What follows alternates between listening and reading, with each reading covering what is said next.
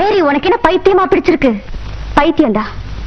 கல்யாணத்துக்கு முன்னாடி உங்க கழுத்துல எவ்வளவு நகை இருக்குன்னு தான் எங்க அண்ணன் பாத்திருப்பாரு. எங்க அண்ணன் உங்களுக்கு எவ்வளவு நகை போடுவார்னு தான் நீங்க பாத்திருப்பீங்க. அது கல்யாணம், இது காதல். அவனுக்கு என்ன மனசு இருக்குன்னு தான் நான் பார்த்தேன். எனக்கு என்ன மனசு இருக்குன்னு தான் அவன் பார்த்தான். பணத்தை பார்த்து கல்யாணம் பண்ணிக்கிட்ட உங்களுக்கு மனசை பார்த்து சிநேகமா இருக்கிறது பைத்தியமா தான் தெரியும்.